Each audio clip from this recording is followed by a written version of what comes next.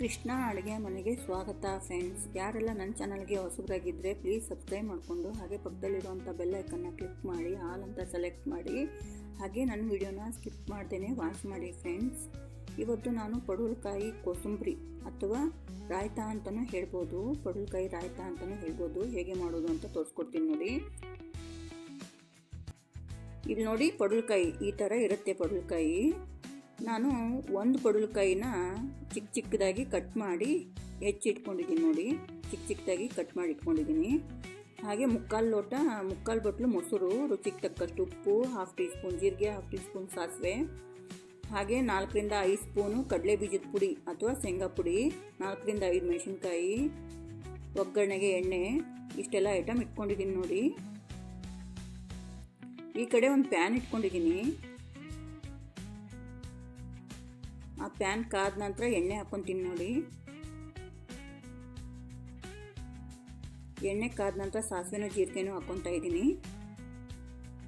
ಅದು ಸಿಡಿಲಿ. ಇವಾಗ ನೋಡಿ ಸಿಡಿತಾ ಇದೆ.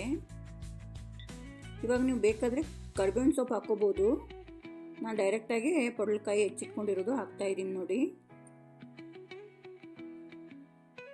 ನೋಡಿ, ಎಲ್ಲ ಚಿಕ್ಕ ಚಿಕ್ಕದಾಗಿ ಹೆಚ್ಚಿಟ್ಕೊಂಡಿರೋಂಥ ಪಡವಲಕಾಯಿ ಚೆನ್ನಾಗಿ ಫ್ರೈ ಮಾಡ್ಕೊತೀನಿ.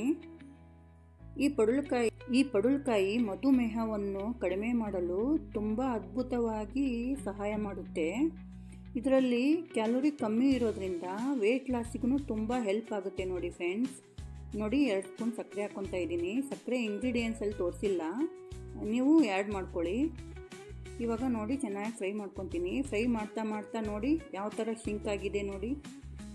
ಪಡವಲಕಾಯಿ ತುಂಬ ಶಿಂಕ್ ಆಗುತ್ತೆ ಫ್ರೈ ಮಾಡ್ತಾ.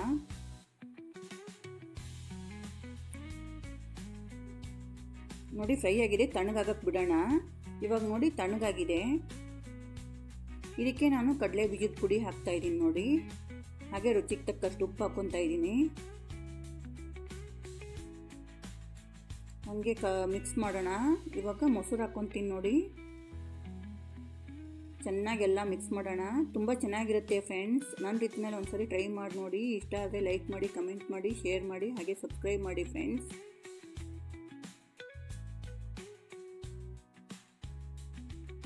ನೋಡಿ, ಚೆನ್ನಾಗಿ ಮಿಕ್ಸ್ ಮಾಡ್ಕೋಬೇಕು.